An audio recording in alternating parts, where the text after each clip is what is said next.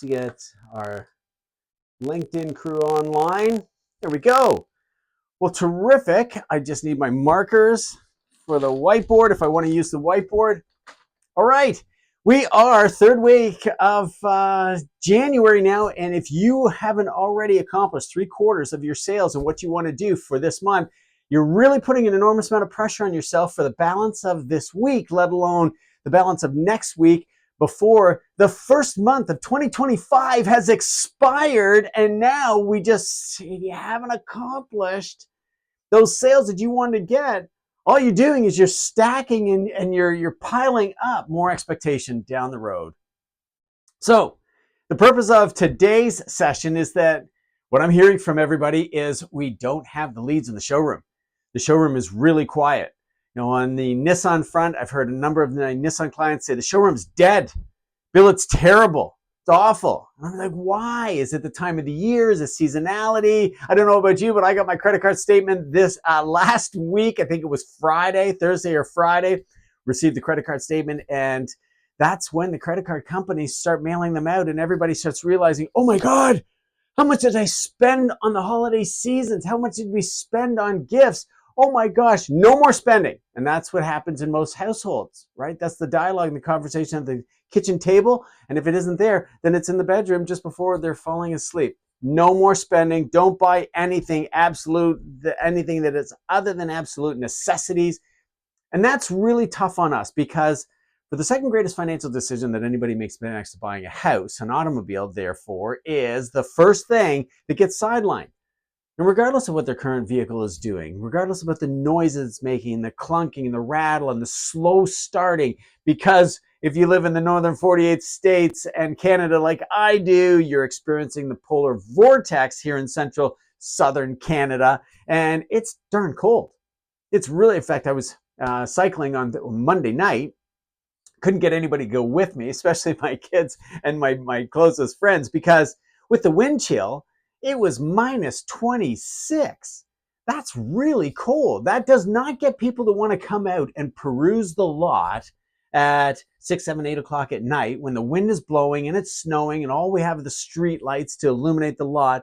This is the reason why at this time of the year, more so than just seasonality, the holiday season and the New Year's Eve hangover, and then we're going forward into whatever the next event is, be it Valentine's, Family Day, or Columbus Day, or the President's inauguration, or car show. This is the time of the year that all that starts up. The point I want to make to you is that with so few leads walking into the showroom that all of you are telling me that is what is happening to you, you can't turn a blind eye to buyer behavior. You really need to know what your buyer behavior is, because the only way for you to earn that know, like, trust badge of honor is to mirror and match them. And we've heard of mirror and match. If you haven't heard of mirror and matching, my apologies.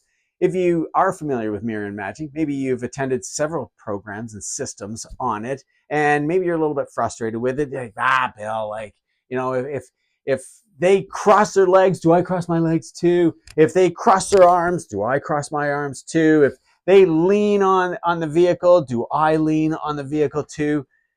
Yes, to some extent, that mirror and matching. But on the other side of the equation, maybe you have known this, and so you played with somebody doing those sort of things, just seeing if they'll follow along with you, playing with your hair, doing something really obscure that would frustrate them to interrupt their pattern. And if that was your intention and you had success with it, great. And on the other side of the equation, now that you know that, you can do a better job of mirror matching through active listening. I was just practicing active listening when winning a new contract with a dealer group in Canada, just by simply repeating back to them exactly what they wanted to do. And in that particular case, what I was doing was making notes. And I said, just so I understand exactly what you're looking for, and so that we deliver to your expectations, this is how much you want to pay, this is what you want to deliver, and based on those parameters, this is what you're going to get. Do I understand correctly? And are we all aligned? To which both executives said, yes, absolutely. That's exactly what we want to go with. Did you hear the operative word? The operative word being the most important in the entire bunch, the most fantastic word of the entire bunch was, and I'm using the wrong color. I'm going to use the right color. I've got time to do so. I should have pulled these out of the bag ahead of time. Exact. Sold. As soon as I heard exact, then my next question was simple and straightforward, really easy to work with. Start and payment. When would you like to start? And how will you be paying for that? Cash, check, credit card, e-transfer. I'll send you an invoice right now. And as soon as we receive payment, then we can get everybody started and we can pick the start date. They absolutely loved it. It was straightforward. It was so easy to do. That's how you close big ticket items, recognizing that by the time we get to these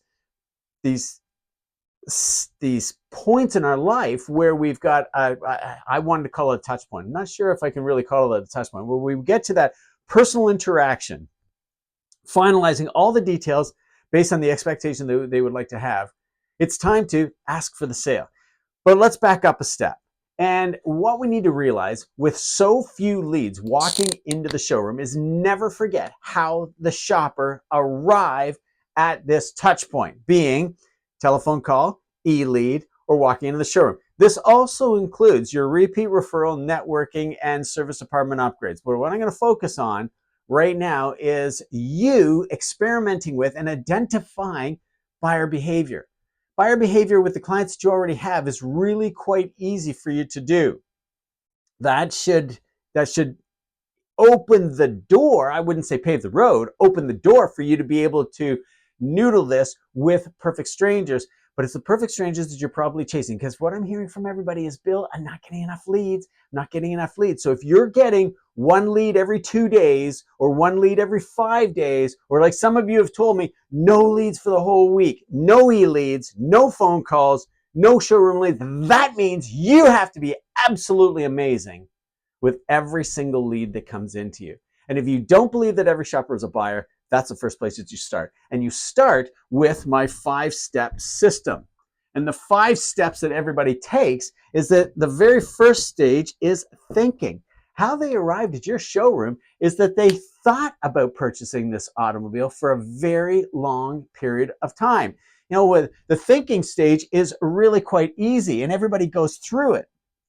You know, when you think of the automobile, the boat, the house, the car, the swanky vacation that you would like to go on, your retirement plan, the year you would like to retire, how long are we thinking about that for? I'm just reading Anthony Robbins' book, Money, and it was about all about the crash of 2008, which was really from 2006 leading up to 2008, and then the recovery from 2008 to 2014, and how we can protect our own finances and do a better job of it, albeit it's a little out of date now because he's stopping at 2014. But the fundamental practices of saving money and building wealth always remain consistent. And the experts that he is citing in that book are still experts in the industry and leading the industry. And so what I'm doing is thinking about my nest egg. I'm thinking about my retirement plan. I'm thinking about tariff sanctions that either the Trump administration or the new government in Canada, which is probably going to be a conservative led by the Polyev organization,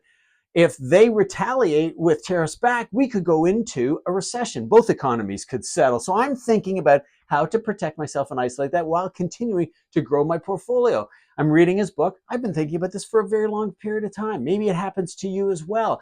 I've never really picked a date for my retirement plan, but the second stage, as we get closer to that and we wind up deciding that this is the right automobile that we would like to buy, now we talk it over with someone who will support our decision.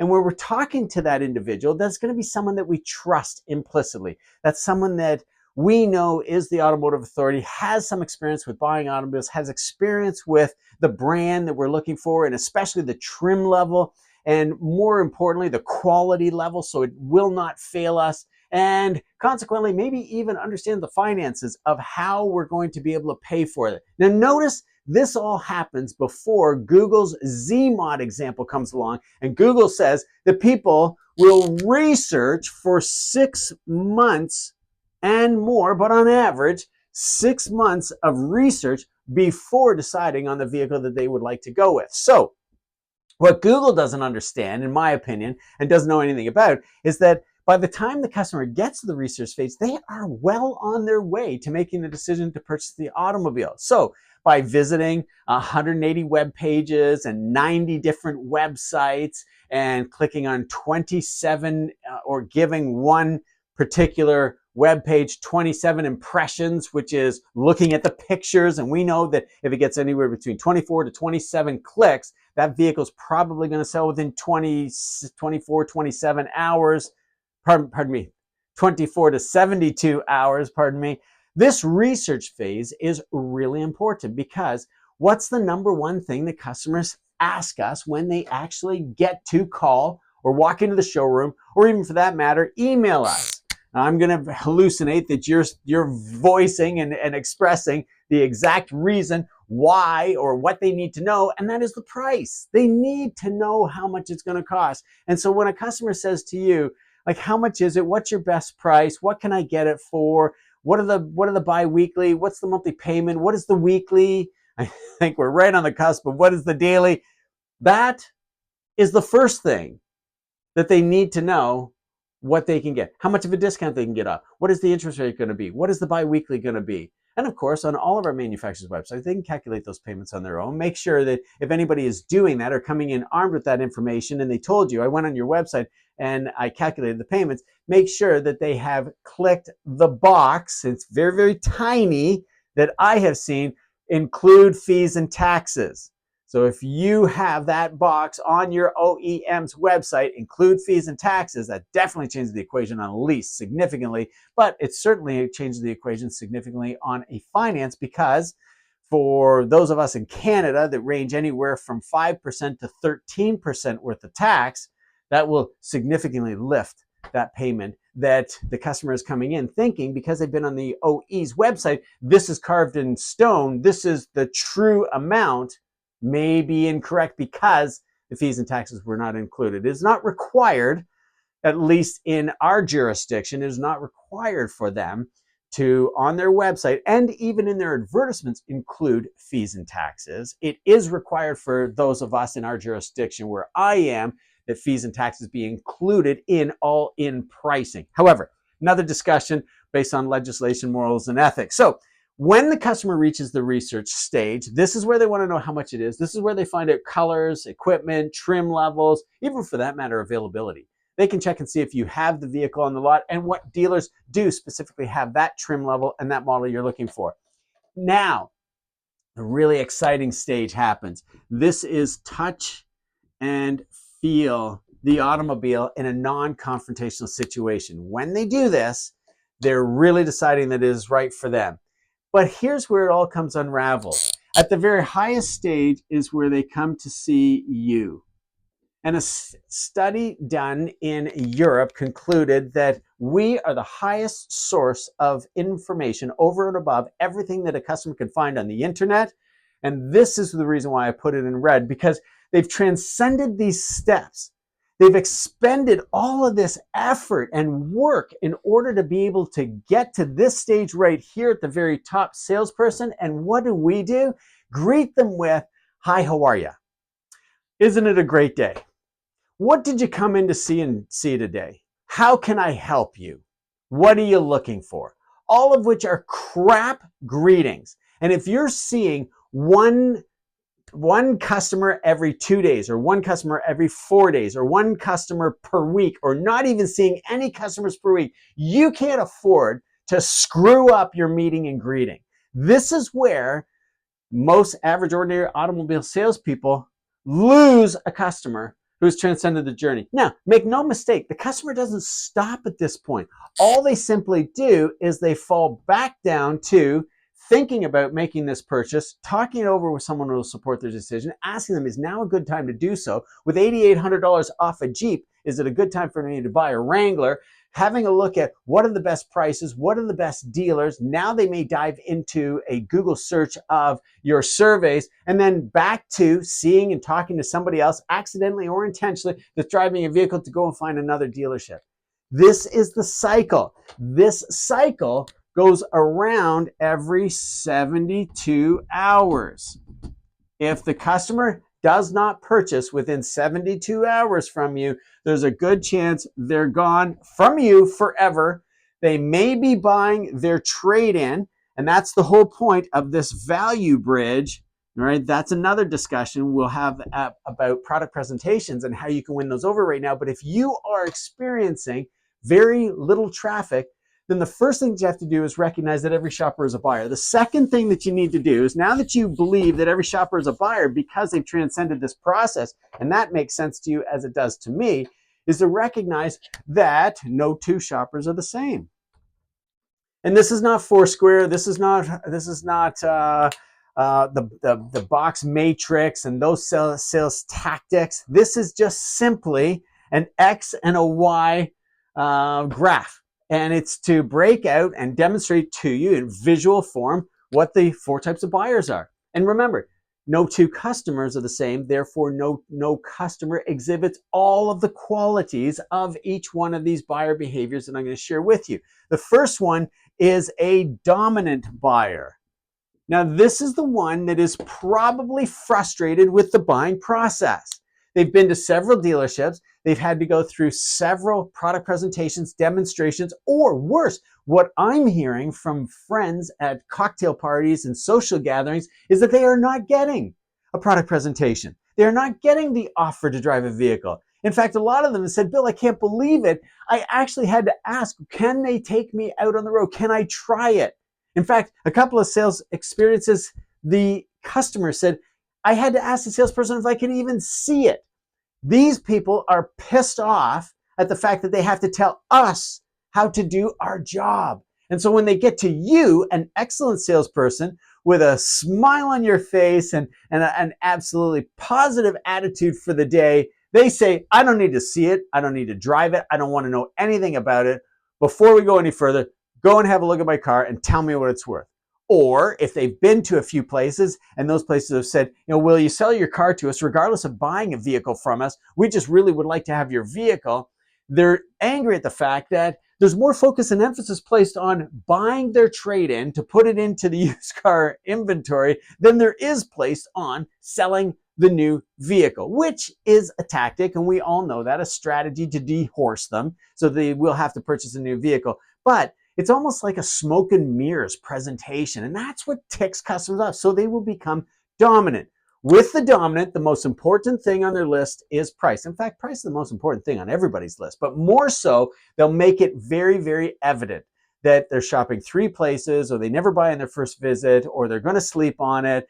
They want to talk it over with their spouse. Give me your lowest possible deal, your absolutely rock bottom, best price, best deal. And by the weekend, and I know it's Wednesday today, so by the weekend, I will let you know whether you've got the deal or not. But if your price is high, I'm not coming back. I'm not giving you another shot. So make sure it's red hot, super amazing, and fantastic. And if you walk up to the sales desk and you say to the sales manager, hey, give us your red hot price, they're going to ask you, what are the steps that you've completed? What do they like about seeing it? What do they like about driving it? What are they currently driving? Will they be trading that into us or not? Before we ever get to the point of, well, what is our best price? Now, best price is the easiest thing to address too with these people, because your best price is your advertised price. And your advertised price is the very best because that's the one that everybody sees in the marketplace. Your competitors see it. And I'm not talking about if you sell Nissans or Toyota or Honda or General Motors, be it Chevrolet, Buick, Cadillac, GMC, or you sell Ford or Jeep or Ram or Chrysler products. Your closest competitor is the next closest dealer that sells exactly the same brands as what you have. So when it comes to the best price, that's the easiest one to answer. It's what our advertised price is. And if you are not running an advertisement right now, then you should be really well versed with what your original equipment manufacturer's website is currently presenting as their irresistible offer, which reels these e-leads, phone-ins, and walk-ins, the showroom shoppers, based on an advertisement. It is pointless for us to advertise a gross MSRP advertisement, and especially with any taxes attached to that, because it's going to be a gigantic number that'll scare people off. Our advertised number is probably going to be a bi-weekly. And so you know how to make that more affordable. Put more money down. Create a lease. Extend the term. There are so many ways. Take something in on trade. Don't even take their automobile on trade. Ask them if they have something else to take in on trade. Do they have a boat? Do they have an RV? Do they have a motorcycle? Do they have a snowmobile? Do they have an ATV? The list goes on and on. Do they have a Bitcoin? Do they have a Bitcoin that we would accept, and buying that portion of their coin to lower their monthly payment? If you don't ask, you'll never get. Dominants are really easy to identify. A bit of a challenge, I will admit, for you to close, but not impossible. When you find out what the budget is and you make them feel like this is the very best they're going to get, you can leverage scarcity. That's the secret to these people. This is the only one, or this is one of 3, or this is one of 4, or one of 5 products that we have. And if you don't take advantage of it, somebody else is going to come in and sweep it up on you. Now, let's go on to the next behavior, which are the talkers. Now, the talkers are an absolute riot. They do just that. They talk way more than they listen. They want to tell you about every automobile that they've ever owned. They want to tell you about the deals that they've got. They want to tell you about the good and the bad of the automobile. I call these people mismatchers, and they're mismatchers for a reason. They mismatch the information that they need to have in order to make the decision. At the end of the day, their budget is a little bit more strained than the dominants. The dominant is largely an achiever type of buyer, and that is the reason why they are so focused on price, because they're used to getting what they want, and they're very skilled at negotiation. The talker, not so much so. However, average, ordinary automobile salespeople confuse talkers with dominants because the talker is speaking at a fast pace. They're walking at a fast pace. And so consequently, we misinterpret the talker, which is easy to take control of their decision-making process, really finding out what the budget is. And that's what we focus on based on their credit application being accepted, and then steer and guide and direct them to tell them the vehicle that they will own. You will not tell a dominant the vehicle that they will own. Very difficult for you to tell a dominant, and quite challenging. And it may be one of the tactics that you can leverage with some of them, but you really need to know the rapport that you've got with them. You can tell a dominant they can't afford this vehicle if they want that vehicle for this bi-weekly, and the math just doesn't work out. It's simple science. Math is a science. The talkatives don't get that. The talkatives think that you can wave a magic wand. And so in a pleasingly persuasive capacity, being pleasantly persuasive, agreeably aggressive, we need to steer and guide and direct them to the vehicles that fit the payment that they're looking for, and that solves their problem. They don't want a luxury automobile for the price of a baseline vehicle. They want, the talkatives especially, want reliability, want consistency, want new. They want their friends, family, relatives, and their coworkers to appreciate them and recognize that they are doing well, but they don't necessarily need or want that luxury vehicle like the dominant. The dominant needs the significance of people saying, oh, wow, you're driving a whatever. As opposed to the talkers, they appear in that capacity, but really are looking for the affordability factor. And so all you need to do is mirror and match the cadence of speech, getting to the budget that they would like to be at without saying, what's your budget? Because they'll tell you. They'll say, I want no payments, no interest, no money down forever. That's their budget. They don't want to pay for it at all. These people won't do that to you. They're just going to shoot you a ridiculous offer because they're in reality. These individuals are beer budget, champagne taste. So you're going to show them, or they may gravitate to a fully loaded vehicle of which you get the feeling that they probably should be looking at a mid-level, trim level, or even a model down. And it's great to present those 3 choices with them, because when they have choice number 1, choice number 2, And choice number 3, you can create the urgency with these people. And you're still going to leverage scarcity, but you can create the urgency to buy right now because the program is ending. You only have, based on scarcity, these models and these particular vehicles in stock. And you can close them with, if you won them in a contest, which one would you take? It's really easy to have traction with these individuals. By giving the dominant too many choices, they'll confuse themselves and they'll just walk out. You want to maintain their focus on the one that they're currently looking at. And that's the reason why they say, I just want your best price. Right now, this one right here, I'm shopping 3 places. I'm going to be buying the exact same vehicle. Now, the second buyer that we're going to talk about is I should be on this side. These are opposite to the talkative. And the listener is the individual that comes in very, very quiet, literally listening 2 to 3 times to 4 times as much as they talk.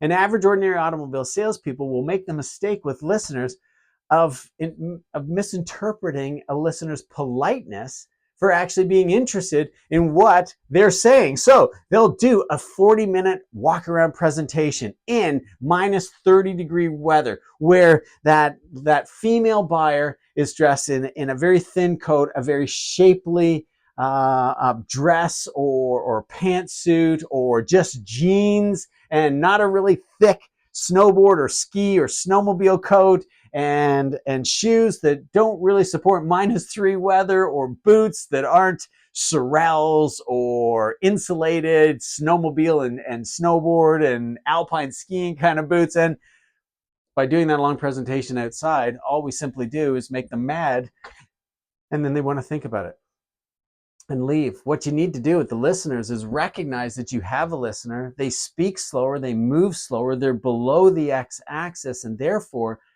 you want to get them talking. And that's the easiest and fastest way to find out what they want. Talking, and what you're talking about is, do you like? Get them opening up. Do you like what I'm showing you? Do you like how it handles? Would you like to drive it? Have you seen anything else like this? What do you really not like about the vehicle that you're currently driving? Any open-end question will work magnificently well for listeners. Open-end questions work well for everybody, but there's been too much teaching and training on open-end questions. Where open-end questions are absolutely necessary and crucial is with listeners, because we want to confirm that they are slow speaking, slow reacting, and therefore they are in fact a listener. They do see the world as friendly as opposed to the dominance and the next buyer behavior. See the world as a little bit more hostile, like people are not here to help. It's always a battle and always a fight. These talkers and listeners see the world as positive. They see you as being helpful. And when you listen to them, you earn the KLT badge of honor, the know, like, and trust badge of honor, because they know that you hear them when you turn and face them with your whole body, when you make eye contact with them. It's magnificent. Now, the last buyer behavior is the enthusiast. And with enthusiasts, it's really easy to identify them. What the enthusiast is looking for is the 60-point feature benefit presentation. This is the individual that will tolerate a 40 to 60-minute walk around. This is the individual that is most upset with, as I prefaced in the very beginning, this is what pisses these guys off, that they don't get the walk around presentation. So an enthusiast that is slow reacting, very precise and exact. These are the teachers, these are the engineers, these are the lawyers. To some extent, these are the doctors, specifically psychologists, that are trying to evaluate you and figure you out so that they can negotiate a fantastic deal. They get angry coming in to see you, the highest level of authority in the business, and they become dominant because they didn't get the presentation.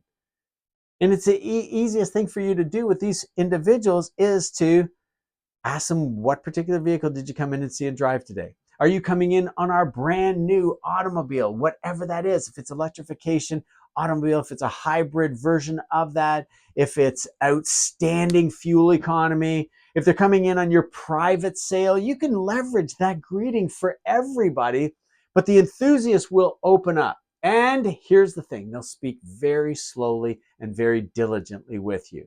So now you're going to know that you've got someone below the x-axis because they speak slowly. Everybody above speaks fast. These people see the world as a little bit more hostile, where these individuals see the world as friendly. And when you get that enthusiast, you want to tell them the both upside and you want to tell them the downside of your product. So if you're selling Nissan right now, you would want to share with them what the merger, what the takeover, what the partnering agreement, as much as you are aware of, will look like between Honda and Nissan. And how that may affect, even for that matter, if you sell Mitsubishi, because Mitsubishi is either owned wholly by Nissan or controlled by Nissan. So if you sell Mitsubishi, the brand, the product line, the dealer body is not going to disappear or go away. And this goes for Nissan as well. But here is the downside of what we're going through. And you tell them it's a financial crisis and that's all it is. It's just mismanagement. But the upside is what they will learn from Honda and to be able to make this relationship go that much better. It won't be anything like the merger with Chrysler and Mercedes-Benz, and it won't be anything like other mergers of hostile takeovers. That is not the case. This is just the fact that the Japanese government obviously does not want Nissan to fold, and Nissan is not a brand that should fold. The world doesn't want Nissan to go away, especially those Nissan brand aficionados as well as the dealer body. This is an opportunity for Honda to come along and make them a larger automobile manufacturer than they are right now, capitalizing on, as so much of the automotive journalists have shared with us, electrification and hybrid strategy, and they just feel like they're lagging behind, and Nissan is pushing the envelope on that, and they can share the economy of scale of technology and development and manufacturing. You would want to share that with these enthusiast kind of clients. They don't want to hear that it's all roses and everything is perfectly good and that everyone's wearing rose-colored sunglasses and the world is going to be perfect. As we've heard before, the budget will balance itself, and that does not happen. These enthusiasts want to know the downside. The dominants do not want to know the downside. The talkatives don't really want to know much about the downside, but it doesn't hurt to introduce it. The listeners, you've got to ask the right questions in order to find out if a downside is a concern for them at all. This is how average, ordinary automobile salespeople screw up a perfectly great career. This is the reason why we have so much turnover. Until you understand how they buy, why they buy, you will never be able to know how to sell to them. Until you really understand why and how they buy, you will never be able to successfully sell them. This is what your high achievers do on a regular basis. If you're a high achiever and you're struggling right now closing deals, and you think it's the marketplace, it's the weather, it's the economy, it's not. Look inside. You know exactly how to do it. People buy from people that they like. You need to earn that KLT badge of honor, that know, like, and trust badge of honor. This is a very, very brief snapshot of so much of what we teach in the manifesto. And if you really like what you've seen and you want to know more, I will link a comment below. You just click on the link, pick a day and a time that's good for you to talk. Please keep your appointment. We book up really quickly, especially this time of the year. I've been inundated, literally inundated with calls from Facebook and this particular group, as well as Instagram and our advertisements there. Check us out on YouTube. You can find out a little bit more about this through some of the videos that we've posted there as well. Be sure to share this with everybody that you can. A high tide raises all ships. If the whole entire industry could do this, customers wouldn't have to shop around 3, 4, 5 dealerships to find you a successful salesperson they like to deal with. But right now, and if you want to know more about this, this could be your competitive edge in the marketplace. Not to mention, if you're only seeing one customer a week, that's either on the phone, emailing in, or walking right into the showroom, then you can't afford to be careless with who you're dealing with and how they want to be treated. My name is Bill Harvey with the Auto Sales Academy here on Facebook, the Auto Dealership Academy on YouTube, and on LinkedIn. Hope you're having a fantastic day and this helped you out. Again, share it with everybody and mention to them to join the Auto Sales Academy Private Members Facebook group, the Auto Dealership Academy Private Members group on LinkedIn, so that they can capitalize and do a little bit better. And again, if you want to know more about the manifesto, our one system, this is the one training system that you'll ever need in your whole entire life. When you sign up and join, you get lifetime access, not 30 days or 6 months or 1 year, lifetime access, one payment forever to our 3 phases of sales intelligence, sales success, and sales performance, where I share with you the key performance metrics that really drive sales and growth. Not to mention, you'll learn how to harvest prospects, not just do prospecting. You'll learn how to close deals that is customer focused. It's natural, it's easy, you never have to ask for the business. It just happens. And you'll negotiate on your terms every single time. You will not feel outsmarted and you will not feel like you're being taken advantage of. If you are new to the business, this is perfect for you. If you're struggling, if you've been on the floor for 6 months or more, you're not getting the support that you desperately want and need. You don't believe that every shopper is a buyer.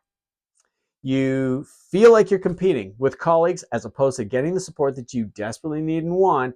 Or worst case scenario, you feel like 6 months ago, they threw you on the floor to sink or swim and you feel like you're barely treading water right now.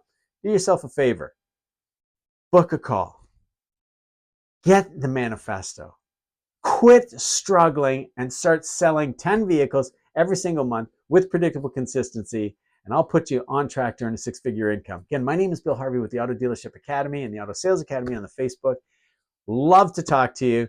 Book that call. I'll talk to you again next week where we'll dive into the activities that lead to the sale, so that, again, with this such lean time, this time of the year where there isn't a lot of traffic until the second quarter of the year, you need to be as effective as you possibly can, taking everybody through the activities that help them make that decision. So watch for that program, all the 8 activities that lead to the sale that guarantees you 10, 20, and 30 vehicles per month with predictable consistency.